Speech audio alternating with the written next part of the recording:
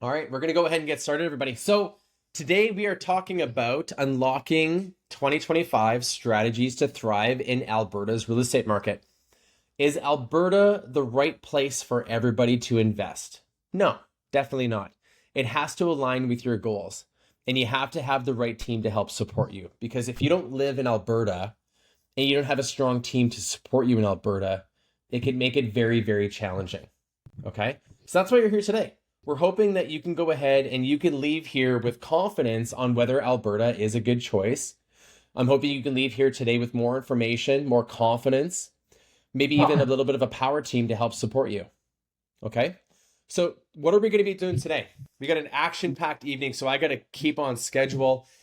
Why invest in Alberta? We're going to be going through Alberta Advantage. We're going to be going through the basement suite incentive programs. It's always nice when the government incentivizes us investors to do more. We're going to go through the BRRRR and cash flow opportunities. We're also going to be touching on the famous MLI Select program. The amount of times I've heard MLI Select in the last month, a lot. A lot. Yeah. New buzzword, right? If I had to drink a half shot of tequila every time I heard MLI Select, I would have been wasted by now, even just today. That's a thing.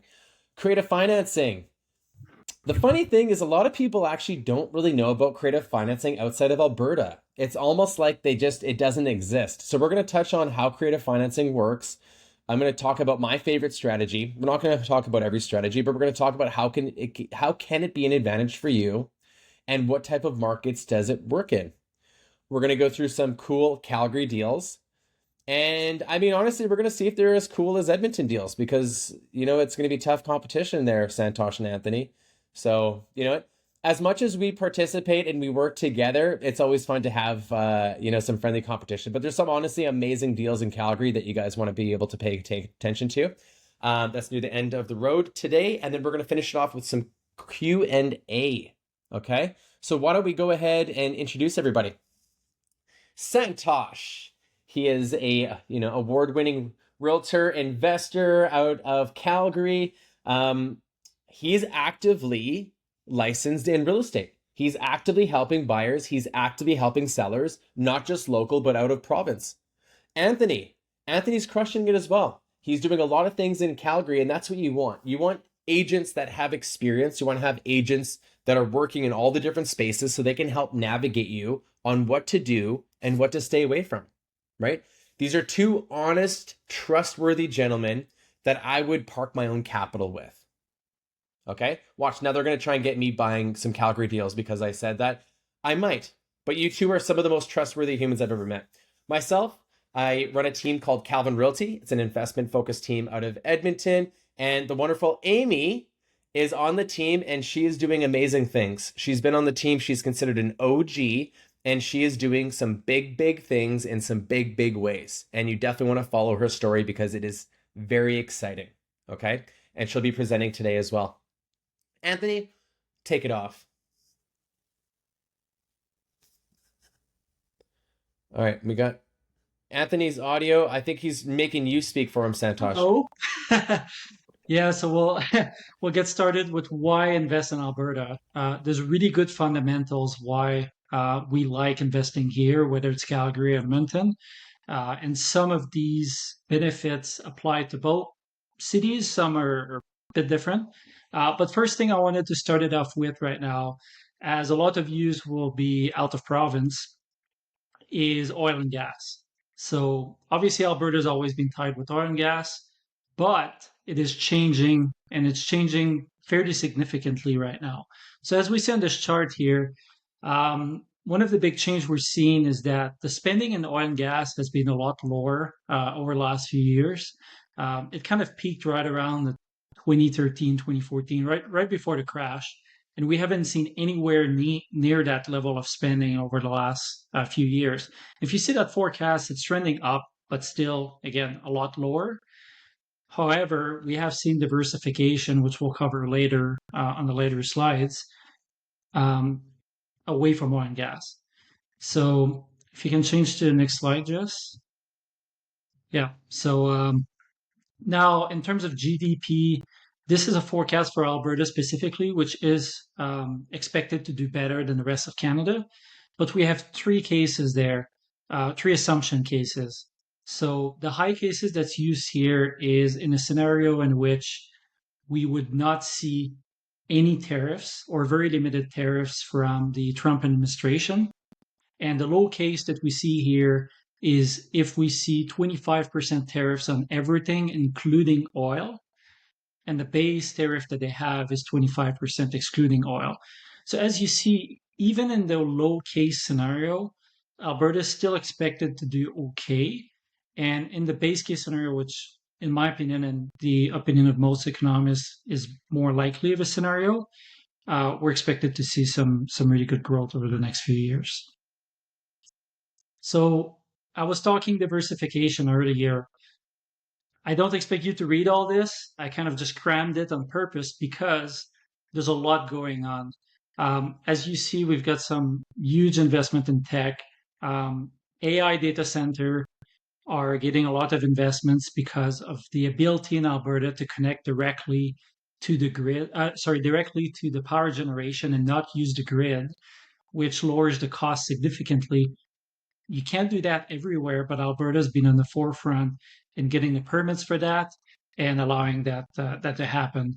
We've got some food manufacturing plants coming up all across Alberta, and we've got some energy, which, like I said, we're not spending as much, but we still have some big projects coming up, including a huge capture facility in Fort Saskatchewan. So it's going to be good for the Edmonton and Fort Saskatchewan market, and some projects in the Calgary area as well. So as I was showing earlier, the spending in oil and gas might not be up by that much, but the production is being steadily rising. And that's in part with increased efficiency and increased export capacity as well, with like the TMX pipeline and other export facility. And as you see, exports to China, which are in part caused by the TMX pipeline expansion, have been rising quite a bit. So that's the orange bar in that graph. It's still not as high as we would hope to see it. We're still reliant on the US a lot, but there's some change happening at the moment. And as you see the quote there from ETB, right, the oil and gas sector has been growing primarily through production, which is a very different boom from what we've seen historically in the past, which used to do that, like just spike up the labor market and go into that cycle of ups and downs. Now, next thing is housing affordability. I think most of you know that Alberta is generally more affordable than a lot of other markets, especially the Vancouver and Toronto markets. As you see, we've got some charts here from Calgary and Edmonton. This is from the RBC affordability report, which I think does a great job at tracking affordability over a long period of time. Been overall fairly steady in both Calgary and Edmonton, outside of some boom cycles. And if you look at that chart, like go have a look at that chart for Vancouver, Toronto, it is not steady. It's been decreasing a lot over the last few years. As you can see, Edmonton's always been more affordable. It's still true today. It was true before as well. The reality is the income to price is just a lot better. The price is a lot lower. The incomes are comparable, but in all cases, much better than most of the markets. So talking about prices, we've got the average sold prices for December right now in Edmonton and Calgary. So as you can see, on average, Calgary is quite a bit more expensive than Edmonton in all property types. And the next slide, we'll see the average rent prices, right? So although our prices in Calgary are more expensive, our rents are also higher, which help with that. That being said, as you can probably see quickly here, the difference of, if you can go back just, the difference in rent prices and house prices is not as much, right? So on average Edmonton does cash flow better than Calgary does. And I want to mention those rents have been declining in Calgary.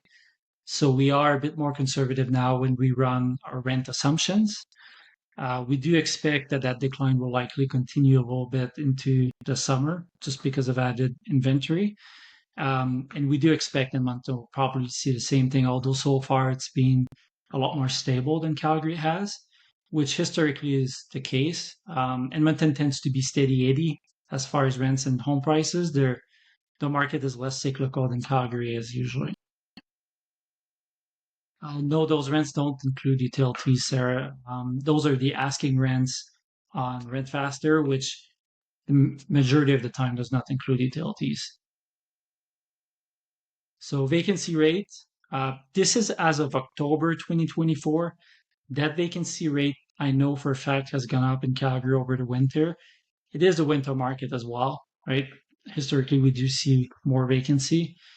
Um, but CMHC does the report once a year in October. So next slide. And I'll hand it off to Santosh, and he's going to talk to us about the Alberta Advantage. Okay, so yeah, thanks everyone for joining this evening. Um, so I just wanted to start off with this chart this is from the Canadian Real Estate Association, which just compares kind of the three biggest provinces would be Alberta itself, and then wanted to compare BC and Ontario. And there's a huge price discrepancy between BC and Ontario versus Alberta, which is a big reason why a lot of investors are choosing to park their money in Alberta. Right? And the 2 slides ago, Anthony showed the price differences between Calgary and Edmonton as well. And relatively speaking, we're still way below any of these numbers that we see in BC and Ontario. And keep in mind, this is province-wide. And if you narrowed BC down into the lower mainland, and if you dug deeper into the greater Toronto area, these prices are well over what they're even reflected on here. Right? So the Alberta Advantage. So I'm going to cover quickly what the Alberta Advantage is and what is a big reason why a lot of investors are choosing to come to Alberta. One of the main reasons is, of course, we just talked about affordability. And the next one is there's no provincial sales tax or HST. So if you're buying a new build or a pre-construction property, all you'll be paying is the GST. And we have only a 5% GST, which is the lowest in Canada right now. Lower taxes. We historically have some of the lowest income tax rates. That applies for personal tax bracket and corporate tax rates. We're one of the most competitive provinces out there. And next up would be landlord laws. Try saying that 5 times quickly.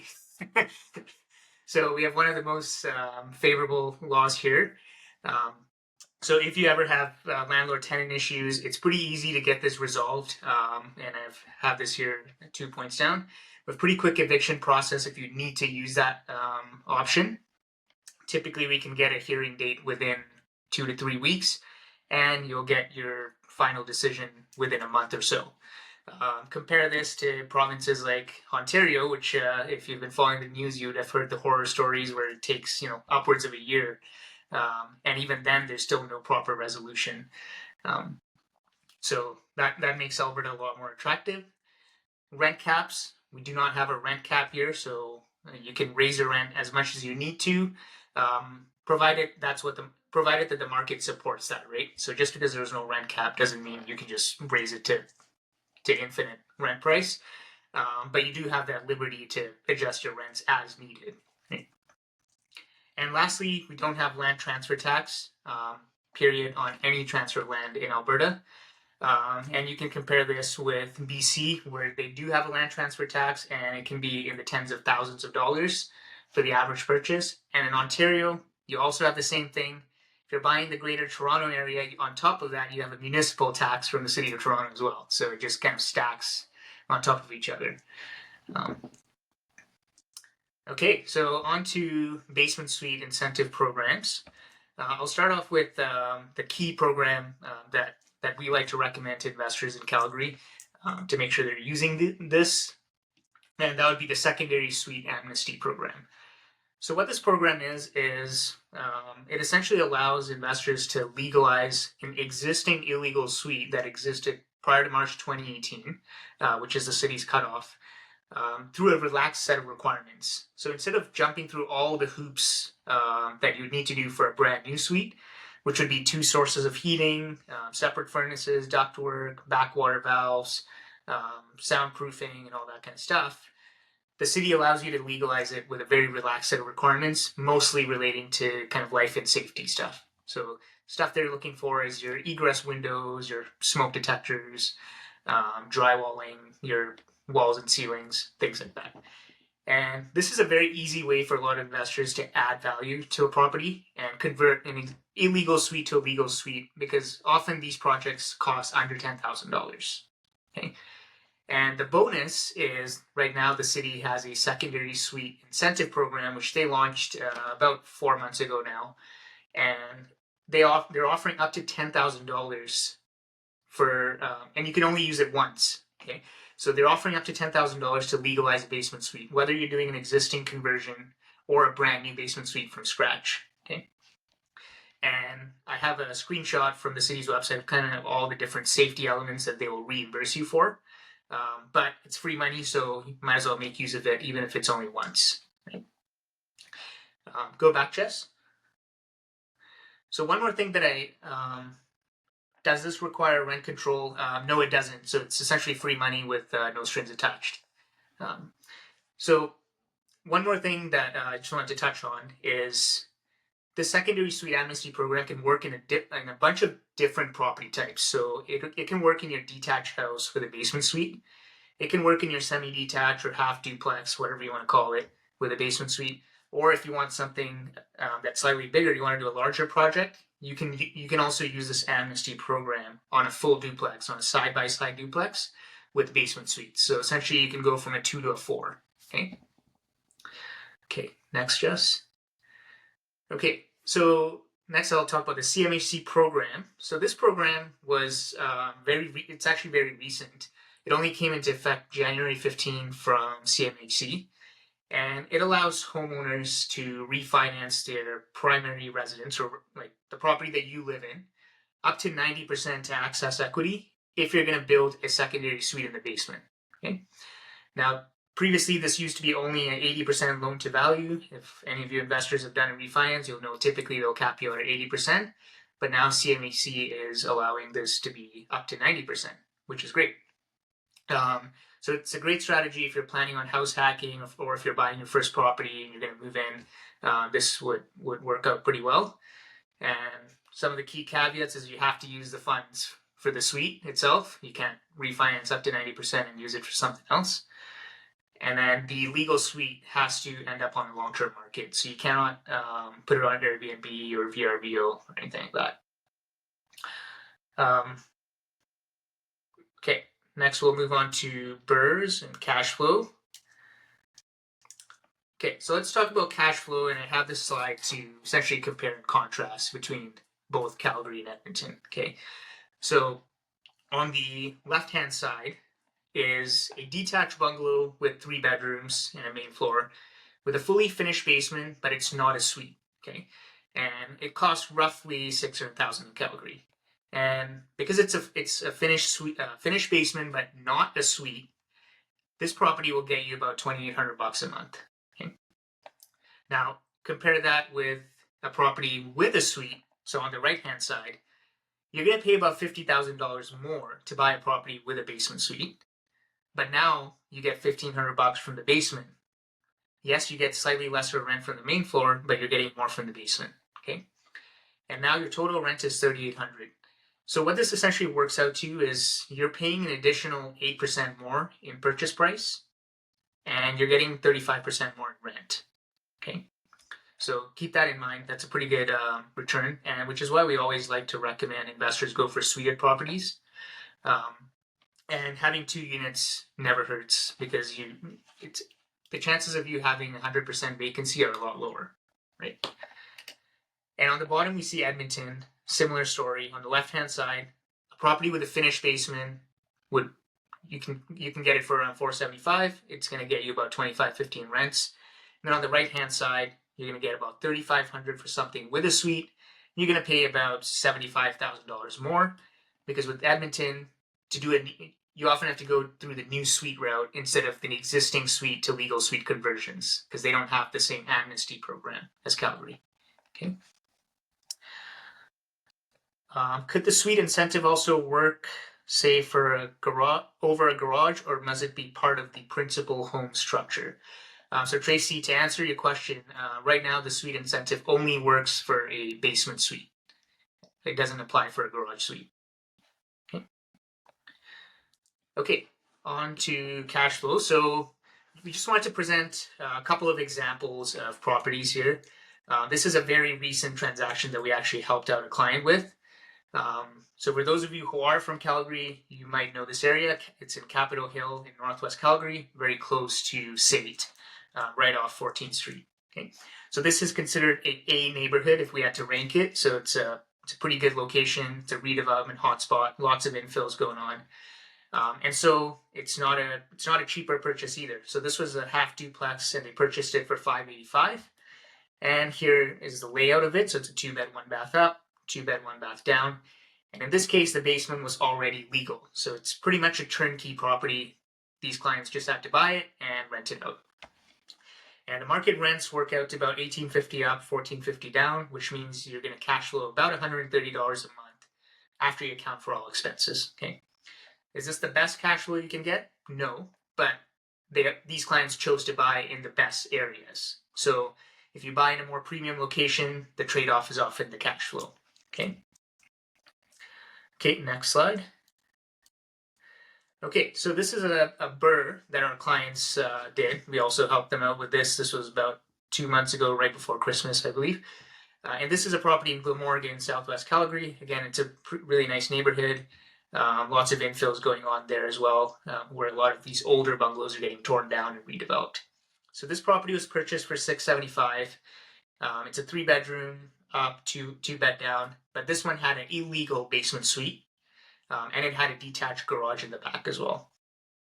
And the as-is market rents were $1,800 up and $1,300 down, and they were getting, and you could get $400 for the detached double garage. And for those of you who are wondering why there's $400 for a garage rentals are actually very popular in Calgary. And they rent out fairly easily, and they go for about $400. People use them to store all sorts of stuff, boats, campers, trailers. We get hail in Alberta, or at least in the Calgary area. So people love to keep their stuff in garages. Okay. And the cash flow on this property as is, it's a negative $130 a month. But there was room to value add because this has an illegal suite and it needed some minor renovations. Okay. So these clients spent about $15,000 to update the property. So they did the legal, converted the basement suite from illegal to legal, and they repainted the place, did a bunch of minor fixes with the plumbing and whatnot. Okay. Now keep in mind, they also qualify for the suite incentive program. So they'll get part of the money reimbursed. Okay. Next slide, Jess. So this is kind of the after. So your new all-in costs after they'd spent the money on the work is about $690. Your new market rents, now the units are nicer. Your rents have gone up, so $1,900 for your upstairs. In the basement, it's now a legal suite and updated, so it's $1,450 down. And the garage still rents for $400, which brings the cash flow to about $75 a month after we account for everything. Now keep in mind your true cash flow, what you're actually going to get in your pocket, is likely going to be more, because you're not going to have that vacancy every single month as well. And you're not going to have the full repair allowance taken on every single month, right? And again, keep in mind, this is a premium location, so the cash flow is often the trade-off. Now, if this is an A neighborhood, if we were to look in a B neighborhood, the cash flow would be closer to about $250 to $300 on a detached property. And for a semi-detached property, it would be somewhere around the $400 range, give or take, depending on property type. Okay.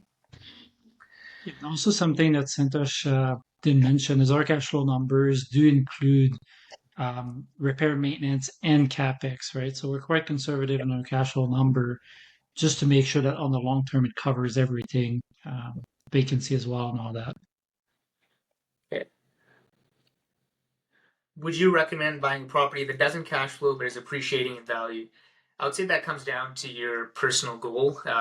If you have a longer term horizon, then you could, and you're able to weather the kind of poor or negative cash flow. That might be fine, but it's a discussion we'll have to have, right? So, okay, so best neighborhoods to invest in Calgary. Again, like I just mentioned, it'll depend on your goals. Are you primarily looking for your cash flow appreciation? Do you need a blend of both? And what's your timeline for this property purchase? Are you planning to keep it for 5 years, or are you planning to keep it for 30 years and pass it on to potentially your kids? Or right. So this is a map of our subjective opinion of how we rank the various neighborhoods from an investment perspective. Okay. We like to stick to the B minus, B plus areas if you're looking for a blend of cash flow and appreciation. So typically in Calgary, that works out to be around the Centre Street corridor here. Bowness is a good area as well for rentals. And then in the south, it'll be mostly along McLeod Trail. Some of these 60s to 70s bungalows often make for great rental properties. Okay. And then Edmonton. So this is a map provided courtesy of Calvin. So this is a subjective grading of Edmonton as well. And Calvin, feel free to jump in because you know this map a lot better. But I understand there's a lot of good opportunities around the university area for infill development as well, for those who are looking to buy land. And around the west end of the city, there's some good opportunities in kind of the C area on the west side, but I understand there's some good pockets in there as well. Yeah. So just like Anthony was saying, I mean, typically whenever you're looking for maximum cash flow, you look in the D areas.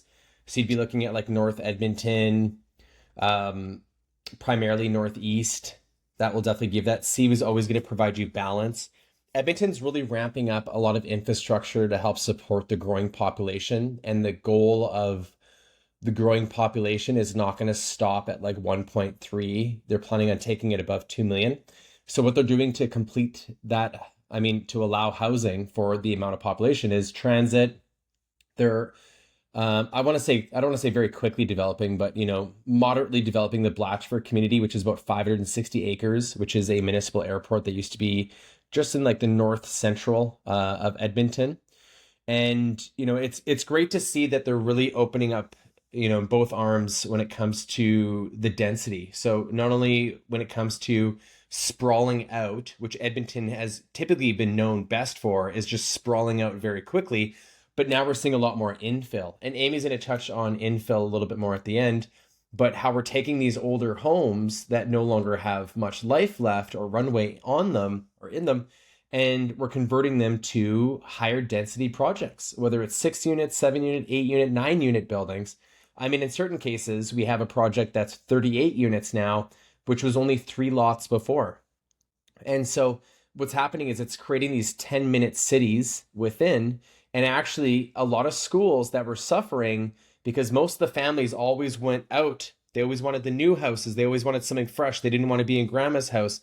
So what was happening is that all the families were sprawling out and nobody was, working with these small businesses. No one was going to these schools.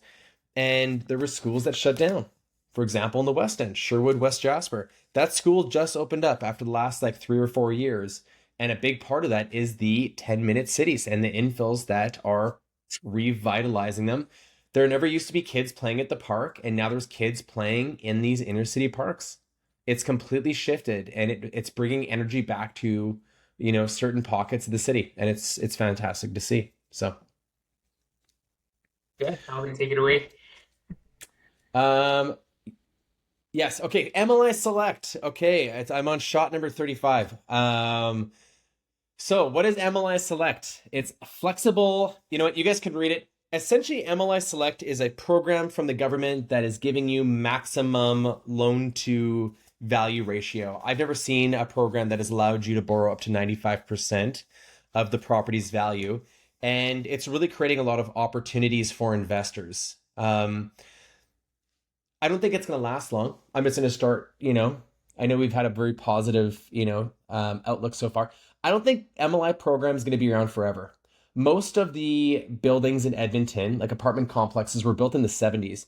Why were they built in the 70s? Because we saw big population surges back in the 70s. So they needed to build to accommodate the growing population.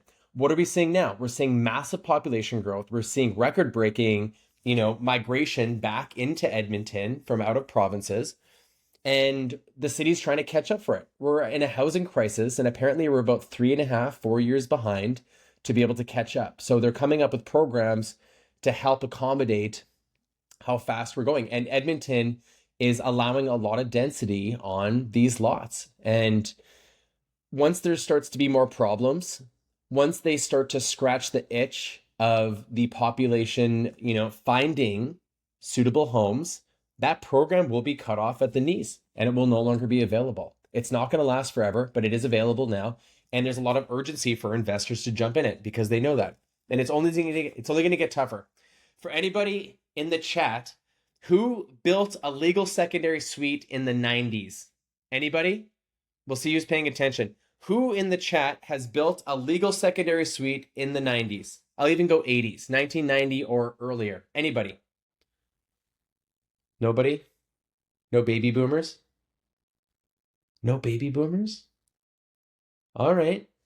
What's next? Gen X? Gen Z? Any Gen X, Gen Zs? Anybody built a legal secondary suite between the year of 2000 to 2010? Anybody? Still nobody? What? Okay. Yes. Ziv.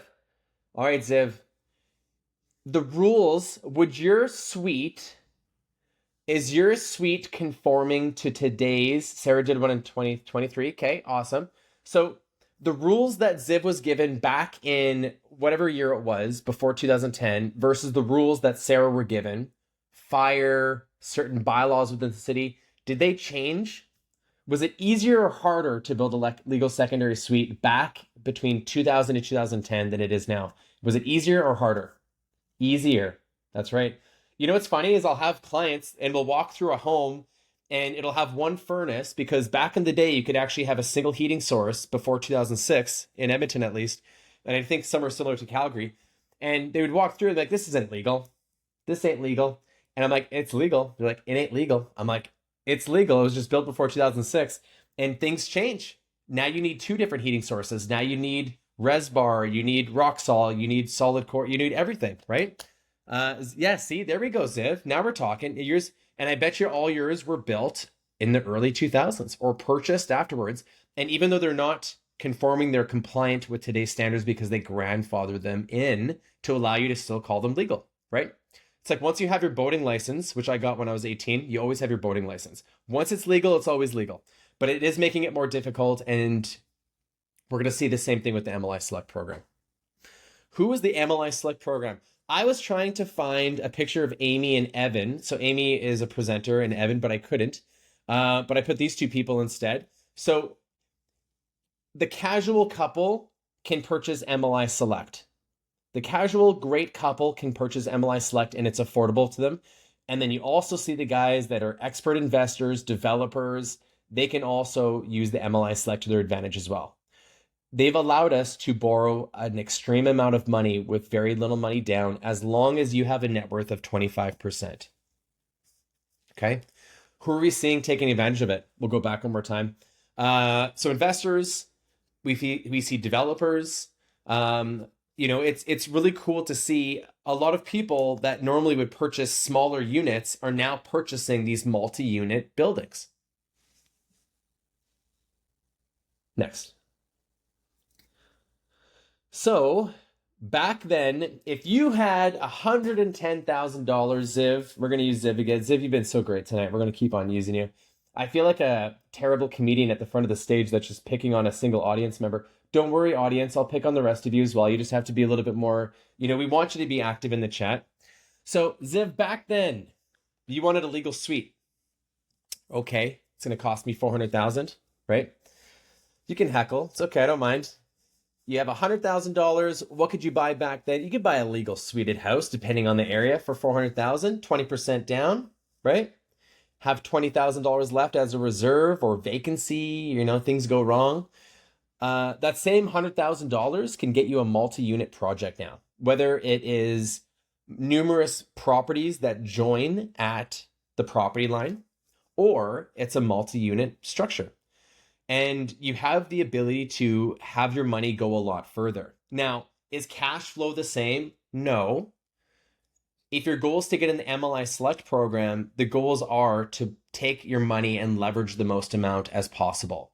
Don't get into the MLI Select program if your goals are cash flow, because how are you going to cash flow well when you're only putting 5% down? If you want to have the opportunity of borrowing the most amount of money, getting massive pay down, and have good opportunity for appreciation, and have a maintenance deficit that's covered by new home warranty to a certain degree, then I would say the MLI Select program can be a really good consideration. But if you're asking me, hey, Calvin, what's the best cash flowing property? It's not going to be utilizing the MLI Select program for either numerous homes side by side, which they have to be joining at the property line, or a multi-unit structure, 5 units or above. Okay. What about cash flow through value add and MLI Select? Yeah, so you're talking about like a legacy. So you can utilize the MLI Select program and you can refinance your current building. But again, if you're refinancing it and you're taking a large loan, and I think you're going to see what percentage, we'll get to that question and I'll show you guys exactly what that percentage is, because you can use the MLI Select program for legacy builds. You 100% can. And I'll show you examples of how to do it. It is harder to apply for the maximum amount of points through existing structures. I personally haven't seen a lot of people refinancing through the MLI Select program. I haven't seen a lot. I've maybe heard of a couple in the Edmonton area. Majority of them tend to be on new construction or utilizing the pre-construction properties. A minimum is 5 units. There is no maximum. We are entertaining 103 unit row townhouses with a daycare and utilizing the MLI Select program to fuel that purchase. So the minimum is 5 units. So if those 4 units don't have any kind of accessory dwelling to them or a garage suite, then that would not be considered an MLI Select eligible property. Once you throw a basement suite in one of them, now all of a sudden your ability for financing changes. So from builders can either build these fourplexes with, main floor, second floor basements, and sell it, but they're going to have a harder time selling it because it's not eligible for this financing. If they were to just throw one basement suite in, the amount of attractiveness that would be increased because of this program, they would be able to sell it much faster. So these are conversations we're having with builders right now of how to flip their project and what's better for these investors, right? And it's actually better for you as well. We want to divide up the property within a reasonable amount of units so then you can get better cash flow. If you're buying these properties and it's only 4 units and it's brand new, you're not going to be in a great position. And if you have a vacancy, you're paying for it, right? So the more leases you can have on the property, the better. But again, you don't want to destroy their living, the quality of living either. So there's that equal balance. So who is eligible? So new construction, existing rental properties, affordable housing projects, and energy efficient renovations. We'll go to the next screen. I'm gonna add on this on the next one here. So how the MLI Select program works. So there's a point system, and it's mainly either being able to accumulate enough points through affordability, energy efficiency, or accessibility. Now in the chat, for anybody that knows anything about MLI Select, how are most investors generating enough points to get the lending? Is it 1, 2, or 3? What do you guys think in the chat? We got 36 people here, so go ahead and throw your number in. What do you guys think? Be vulnerable here for a second here, guys. We're all in this together.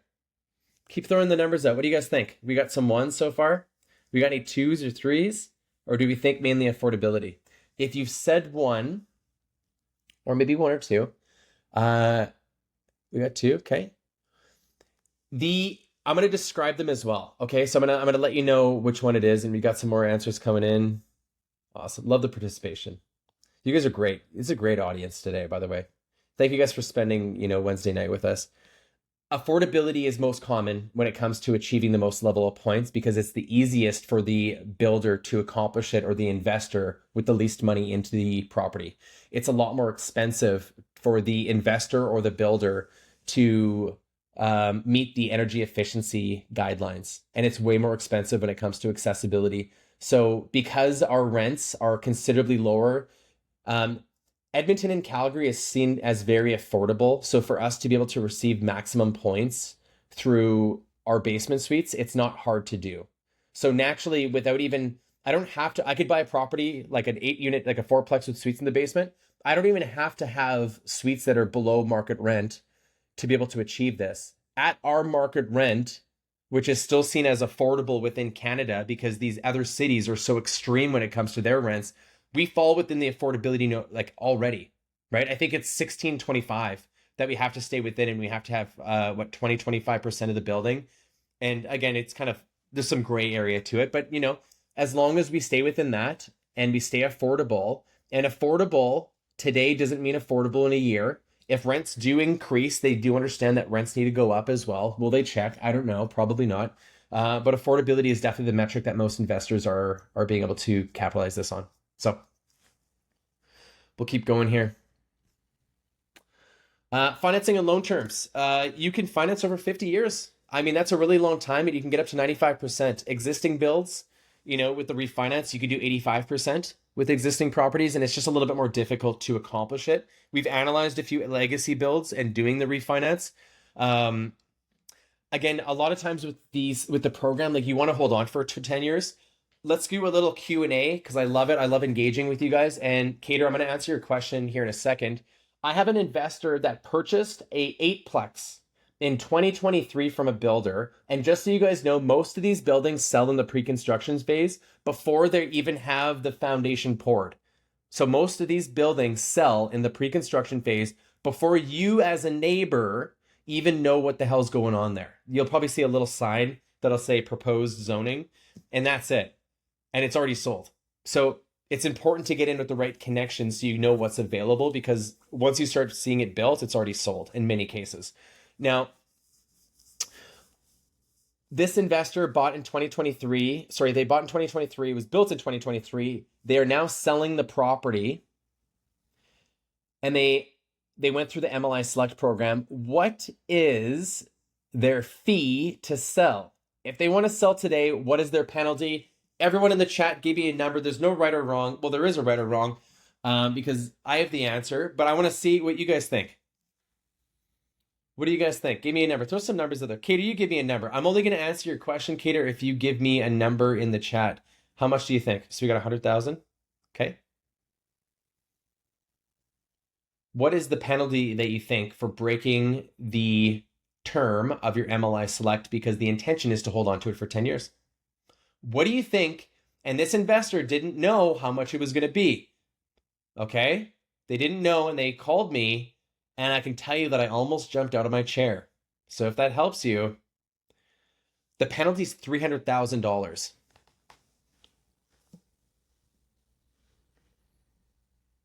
$300,000 to be able to sell early. That is the penalty. So we're looking at creative solutions to be able to sell the property, which we're going to talk about.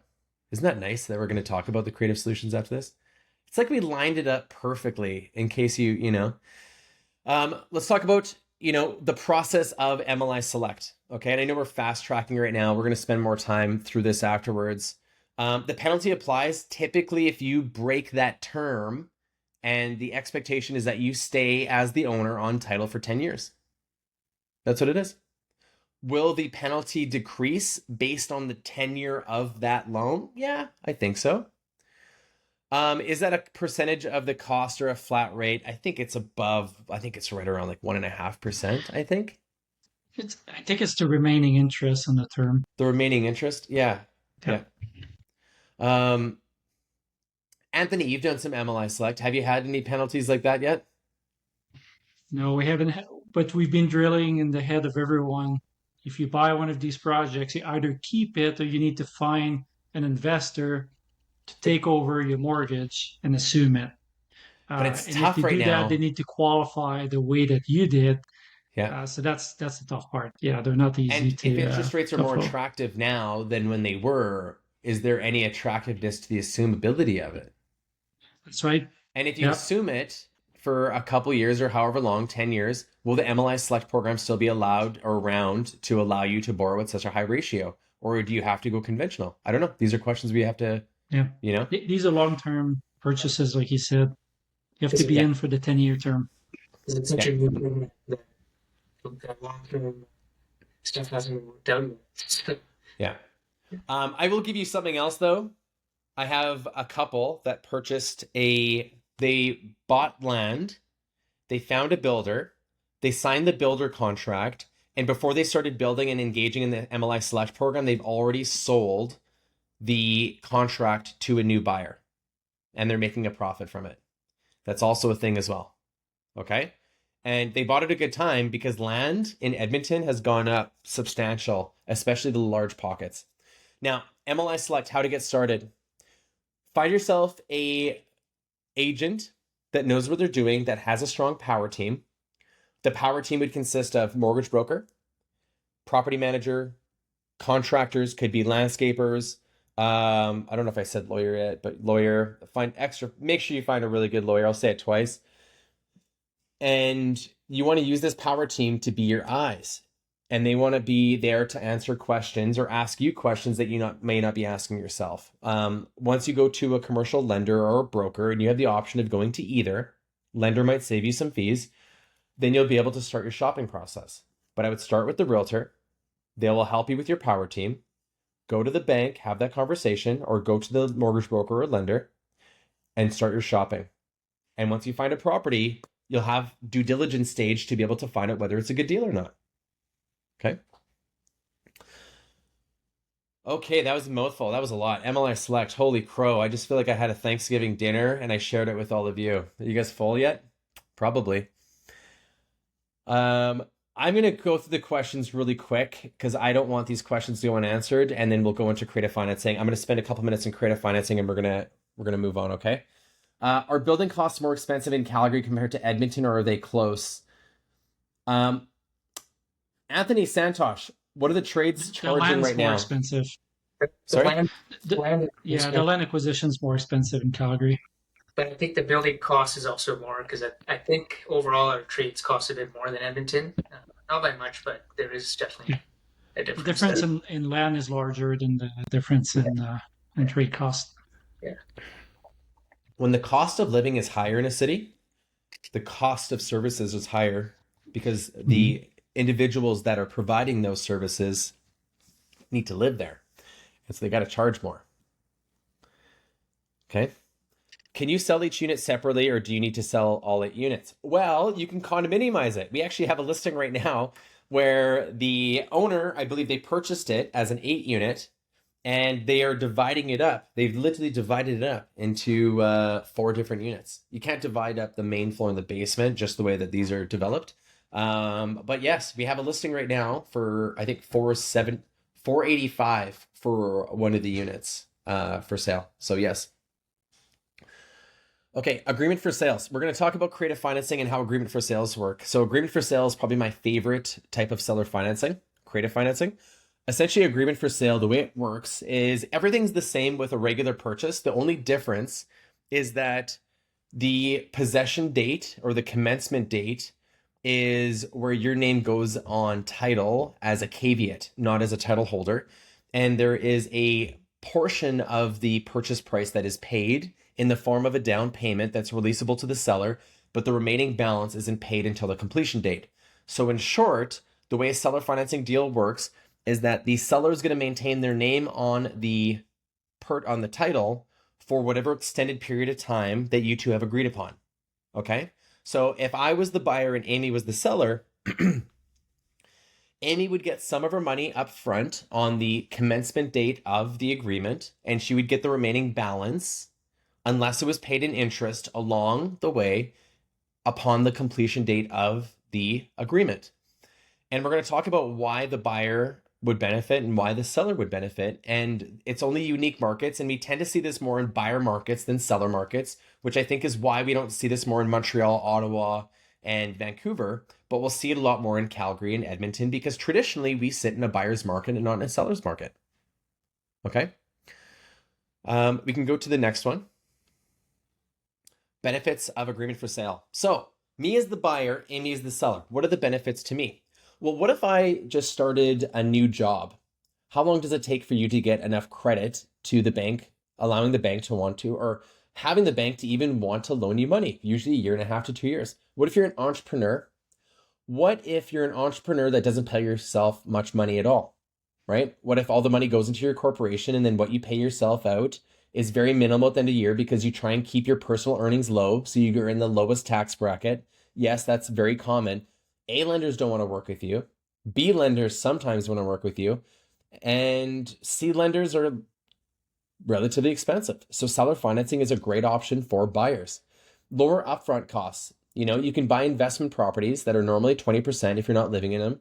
And a typical seller financing deal for an agreement for sale that I see is around 10%. Could be lower, right? It depends on the motivation of the seller. There's flexible terms.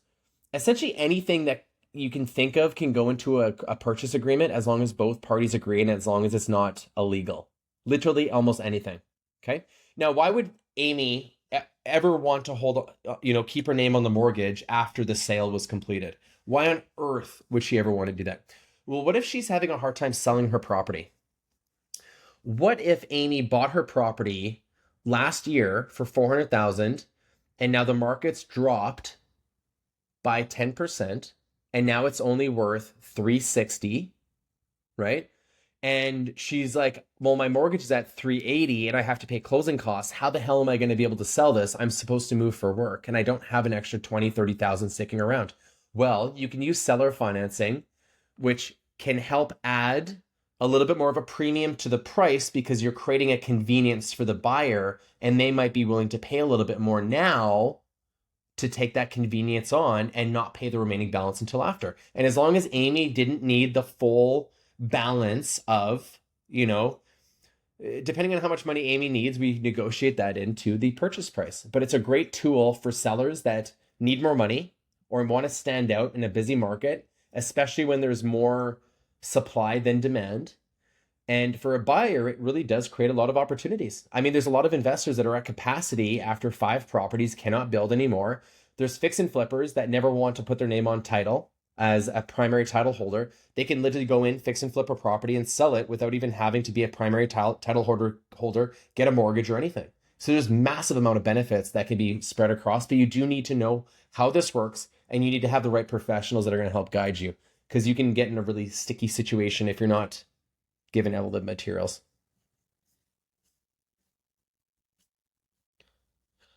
Okay, risks and consideration. Let's talk about Amy and I. Amy is going to stay the seller. I'm going to stay the buyer. Okay. So risks for buyers. I'm going to go through the ones that I've experienced. So a risk for a buyer is, I think, not getting the right paperwork done with the seller, not going on title as invested interest, because then the seller could essentially sell the property for a second time after receiving the deposit or down payment. I would say that's some of the biggest things. Sometimes there's interest rates that the seller wants to put on, which if you're not counting your numbers properly can put you into a deficit every single month. And sometimes sellers will put an unrealistic amount of appreciation on top of the purchase price that has to get paid out at closing. And by the time the term is done, the property is not even close to being worth what you are having to pay for it. So I think those are all metrics that need to be understood prior to. And the biggest challenges for a seller is, what if I went into this property, Amy's still the primary title holder, and say I love to ride my dirt bike inside the house. Maybe my favorite fast pastime is, watching Nitro Circus and riding my dirt bike around in the house. And now the house is trashed and I stop paying.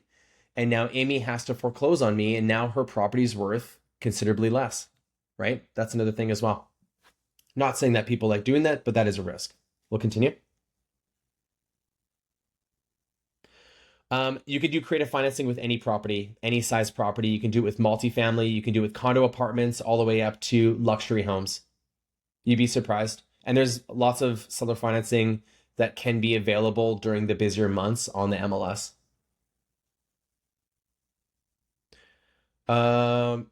Yes. So you as a buyer need to be added as a caveat or invested interest on title when you're doing any type of seller financing. So the seller can't sell.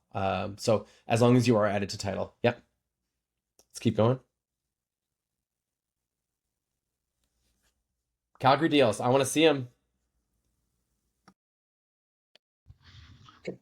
So first one we have here is one of those MLI Select projects you were just talking about.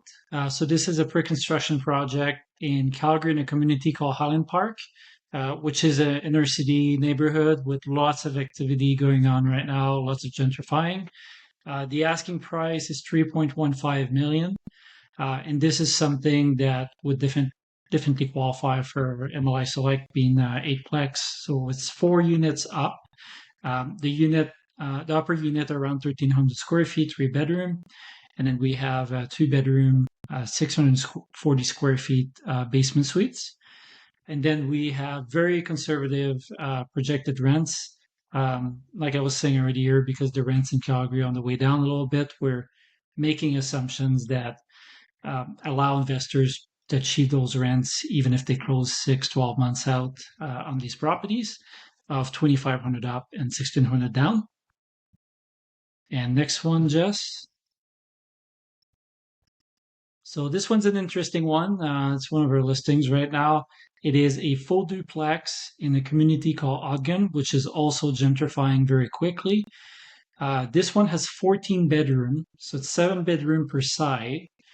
We believe it was built originally as a group home. The current owner has been running one side as a room rental, and then the other side is vacant right now. All windows are legal sizes, and the basement bedrooms have very high ceiling and large windows. And all the rooms are actually good sizes. It's about 1,250 square feet above ground per side. And we project that as a room rental, this would be around 9,000 a month of income. Obviously, a lot more management involved, more maintenance costs as well. But this is essentially 1% rule in Calgary. There's not a whole lot else you can find with that kind of income. There's also other use cases you could. There's also things you could convert that property to other than room rental. We've had some clients run some numbers for daycare or nursing homes. So depending on, obviously zoning dependent, but there's some options there. And then we also have a fully renovated sixplex in Ruscart, which is a southwest community. So it's considered to be quite a desirable area of Calgary overall. There is lots of higher density development happening there. This was listed for 1.5 million. As you can see in the picture here, that this is the 3 bedroom units. It's one of the nicer unit, but very nice renovations. So it's fully turnkey, and it is a large rectangular lot on an MC1 zoning. So really good potential down the road for higher density developments. And the sellers are offering VTB on this property. So as Calvin was just talking about creative financing, there are properties where you can get that done. I know they're also open to AFS, so there's some flexibility there. And we'll hand it back to you guys for some deals in Edmonton. Amy, you're muted. If you're on mute, Amy. Sorry about that. This was a very challenging task that I had because Edmonton, honestly, there are so many deals. Yes, the market's a little bit light on the listing side, but when it comes to investments, there's constant rotation of properties available. And so I chose a few different categories. Calvin obviously mentioned infill a little bit. He mentioned MLI Select. We're seeing a lot of infill properties that qualify for MLI Select or potentially qualify. I'll get into that after. I think too, Edmonton and the surrounding areas are one of the last big cities that really have a lot of fix and flip opportunities at lower cost. So this is one that was already sold. I couldn't find any that were really worth showing today that were available. I'm sure I could have, but this one really caught my eye, and unfortunately it sold quite quickly. And it was kind of a personal job because one of my clients were one of the 8 offers that were on the property. So this one sold, as you can see, it was listed at $329, sold for $355, and even at that selling price, there still leaves a good gap for repair and ARV. This one's in St. Albert. St. Albert is a little, for anyone who's not familiar with Edmonton, it's a little suburb, kind of small town northwest of Edmonton, but we still kind of consider it Edmonton. Other great fix and flip areas that we see in Edmonton are in the West End, although the West End is very subject to infill as well. And in the south central east location in Bonnie Doon, Otwell, people love the bungalows there. So there's a great opportunity if you find one that's not already fixed, then swoop it up if you can, because when you fix it, it'll sell pretty quickly. So yeah, you can see this one was a complete gut job. So there's a lot of work that needs to be done. I would definitely say the repairs to be done could be left in your hands, of course, your creative hands. I put it $75K, but I also said plus. We always want to have a contingency fund. So if you've done fix and flips before, or if you haven't, don't just think, okay, my budget for a repair is $75K. Budget for that, but also have a contingency in case there's something that goes wrong, which in many case scenarios, there will be something that will be unexpected. We can go to the next one. So again, like Calvin said, working with an investment-focused team is quite helpful because we can help you build and budget those things out. And we're always very modest. We don't want to oversell an ARV, an estimated ARV. We don't want to oversell repairs, things like that. So MLI Select deals. This is just one example. I saw the Calgary one. I was a little confused when it said 8plex for less than this one, and I was really confused, but we have a different terminology. So this one, although it says it's a legally suited 7plex, it's 14 units. So each of those 7 units are legally suited. We have 3-bedroom units upstairs, 7 of them, and then 7 basement suites with 1 bedroom in them. This one specifically is not going to be ready until next year, but like Calvin said, if you see it already being built, there's a good chance it's already sold. So this is your opportunity, although it seems like it's very far away, so it's a little less exciting. You don't get that instant reward of seeing a brand new property. You can cash in on that built-in equity, cash in on the price that there is now, and profit from it later. And this one was pre-approved for MLI Select. That just means it's just been looked over. We like to have one of our experienced mortgage brokers who are experienced in MLI Select deals to look over our properties before we advertise them as MLI Select deals. Someone mentioned up earlier in the chat that someone had to smoke something to portray certain rents, and we don't want to be that team. We would rather guess or underestimate rents than overestimate. Yeah, we can go to the next one. More multi. So this one, I will just say there is a note. This one is actually on market. The previous one is off market. If you want a good look at all of the off market deals that there are available, whether fix and flips, lots, or MLI Select builds, just message us. So Calvin or myself or the Calvin Realty team, or also I assume too the Calgary Investor Hub. Reach out to them if you're looking in Calgary and Edmonton.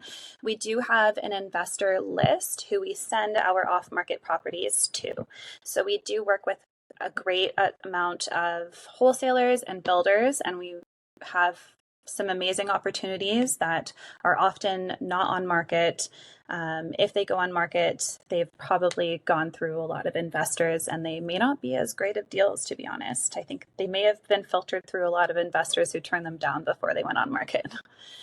This one is, but it's not an MLI Select. It is still a great opportunity. So this one is in, I didn't say what neighborhood it was, but it's in West Edmonton, close to West Edmonton Mall. B minus, but quickly gentrifying. Edmonton, as Calvin and Santosh mentioned, we're seeing a lot of gentrification. A lot of the neighborhoods are quite old. A lot of 1960s, 1970s bungalows, which provide opportunity before for burrs. But now people with new zoning laws are taking the opportunity to do infills and new builds instead, which I'll get into as well. So you can go to the next one, Jess. This one was not MLI, so I'd have to double check, but this one's not MLI because I believe they used MLI to qualify for the build, but I'd have to double check on this one. I do apologize.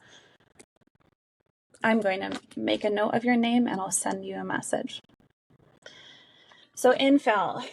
Why are we seeing so much infill? Of course, like many cities in Canada, once you have reached your peak of building outwards, you need to look back inside. So that's what Edmonton's doing. We've seen so many new communities on the outskirts, South Edmonton, West Edmonton. Now we're going east, St. Albert, seeing a lot of outwards growth, but we really need to focus on renewing and gentrifying and densifying the inner circle, closer to the schools, closer to the downtown core, everything like that, to keep populations going, to keep growth. So one of the things that Edmonton did a couple years ago, some people local to Edmonton probably already know this. If you're not, they simplified the process for zoning. So there used to be multiple residential, small residential zones to prevent multifamily from being in different neighborhoods or prevent multi-unit homes from being in certain neighborhoods. They opened up the entire city. So only for Edmonton, this isn't the case for the suburbs. They're a little bit more complex, but essentially anything from 1 door to 4 doors, and I'll go into that a little bit more. Anything from 1 to 4 doors is now considered small residential, one group of zoning. So what that means, if you have an inside lot 50 feet by 150 feet in Edmonton, you can build a fourplex. And with that fourplex, you can also do a garage. And you might think, okay, a fourplex, that's just 4 units. Is that worth it? Okay, suite it. So you can do a maximum of 9 rentable units on a 50 by 150 lot inside. So not even a corner lot. If it's a corner, you can actually do more than that. But an inner lot, 50 by 150, goes anywhere from about 350 to 400 in Edmonton, depending on the location, maybe even less if it's in a more of like a C minus D location. And you can have a legally suited fourplex, which is 8 units, and then a triple garage with a garden or a garage suite on top. So 9 rentable units on that, just packed into that area, and it looks quite nice and still has a decent amount of space. So we're seeing a lot of that. I think that is one of the biggest requests from our investors right now are lots that they can build on, and that build would be through the MLI Select program. If you see any lots like this, we do recommend acting quickly because the best ones go pretty quickly and usually over asking. I could Just talk to about that quickly for chime way in, too Amy, long. Yeah. the Calgary zoning has essentially been the same changes. So we've got the zoning Amazing. called RCG, which is also up to 8 units on a 50 by 120 lot. Is that with a garage suite as well you could do, or a potential garage suite? No, so ours is up to 8. We don't see a lot of Okay. garage suites in Calgary, but Okay. you can do up to 10 if it's. We have some zoning called HGO on busy streets, and that's up to 10 units. Okay. So 5 That's plex or good to secondary know. suites. Yeah. Our typical lot's 50 by 120, where it seems like it's 50 by 150 there, so it's less. A lot are 50 by 150. If it's slightly smaller, you have to confirm with the city, of course, and with the builder. But if it's a little bit smaller, we can still see a lot of skinnies. Like skinny homes are popular if you want to subdivide, or you do duplex, suited duplex, if it's smaller than that 50 foot. So there's still great opportunities, but this is one of the main ones that people really look for, just because that maximum unit is achievable. Rental possibilities. So similar to Calgary, in order to get maximum cash flow, if you don't want to be in a D community, you need to have a legal suite. So whether that's a legally suited duplex or a legally suited bungalow home, the best opportunity for cash flow would be to have a legal suite. So this is just one example that's active on market at the moment. And of course, these are all estimated. I just went back based on some market rents for this one, and it's a little hard to see. I don't know if you're capable of zooming.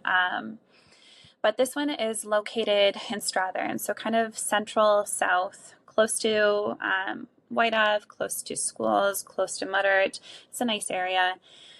And it is 1954. I should have included interior photos, but it's pretty turnkey. It's dated definitely, but it's not in bad condition. You could fix it up if you'd like, or continue renting it out. This one specifically is already tenanted, but in my opinion, what they're paying for rent, you could definitely have higher. So like I think it was Santosh touched on before, in Alberta, there is no rental cap. I'm from Ontario, and of course, when I was younger, I rented, and I stayed at a rental for 3 years, and they could only raise the rent by, I think it was 10%. Now, that was a long time ago, so don't quote me on that. But here in Alberta, once your contract is over, you can raise it how you need to.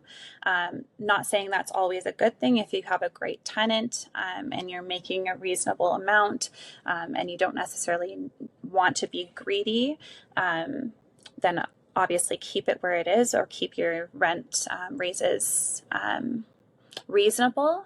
But if you're losing cash flow, or if you're not making a profit, of course that opportunity is there. So Alberta really protects the landlords in this case more so than other provinces. And if anyone is curious about how a property performs, that's when working with an investment-focused realtor or realtor team is really helpful. We can do a pro forma for you. Our pro formas, we can work in property management if that's applicable, if you're using one. We always include a reserve fund for repairs and for vacancy. Yes, 3 up, 2 down. Yeah. You can go to the next one, Jess. And to our Calgary team. Yeah, so just wanted to quickly put a little blurb about our monthly real estate investor meetup. These events are always in person, second Wednesday of every month. Our upcoming events actually on February 12th at 6:30 p.m. at Work Nicer. It's in Ramsey in Calgary. And we're actually having a guest speaker who's going to be talking about short-term rentals and some of the changes that have happened with regards to short-term rental rules in Calgary. So, yeah. We post all of these Maybe you might meetups wanna on our pause YouTube that. channel as well. Sorry. So make sure you check out our YouTube channel as well. We have recordings of all these events if you can't make them in person. Exactly. Go ahead, Jess. You can totally pause that. I didn't think it had any music to it. I think you can click the actual video box and pause it. That was just our little trailer to our first. If anyone needed to be waken up a little bit, there you go. We have our upcoming recon, September 20th to 21st. I'll let Calvin talk about that. I was gonna say you should let the video play. That's a good video. You get to see some of the faces. Sure. Let's just do it. I think it's like 20 seconds. Just do it. Let the rock and roll go.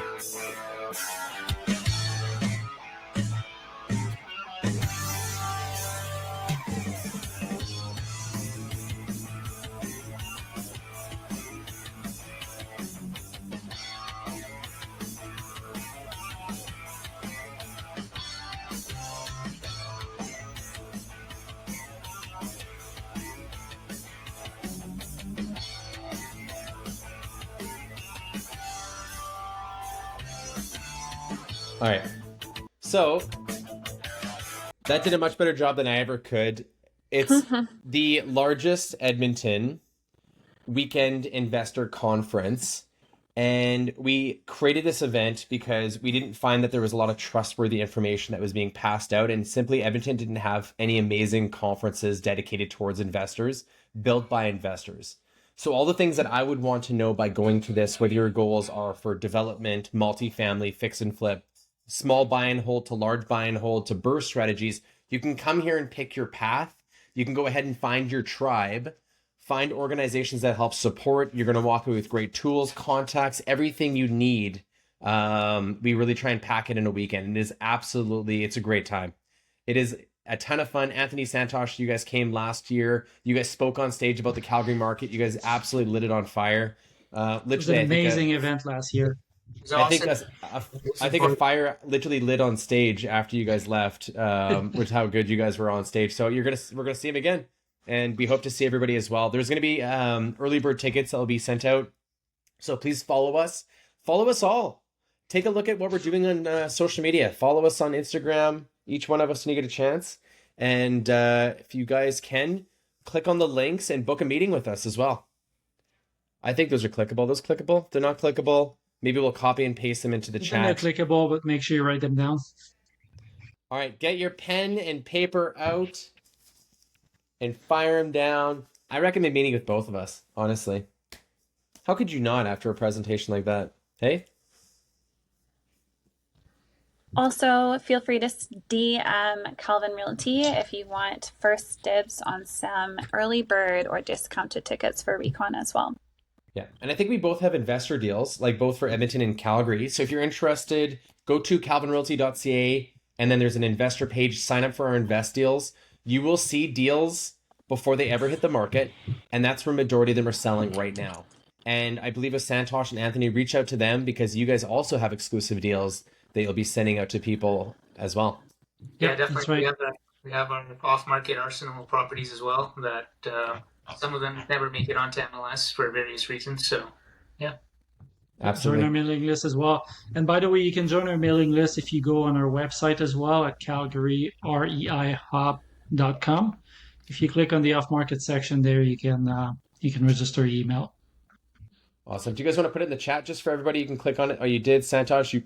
You beat me, son of a gun, by 30 seconds. Okay, nicely done. And other than that, we have our next webinar, which we'll go ahead and announce. And we want to let you know, how are things changing? Are tariffs actually making an impact in our day-to-day? You know, it's going to happen, right?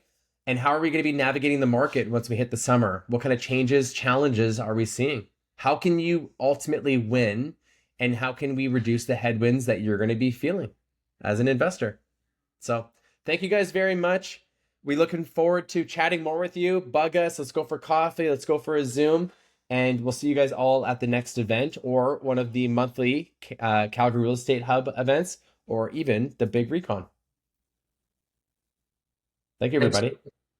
Awesome. Have a good night, guys. We'll see you guys again soon. Have a good one.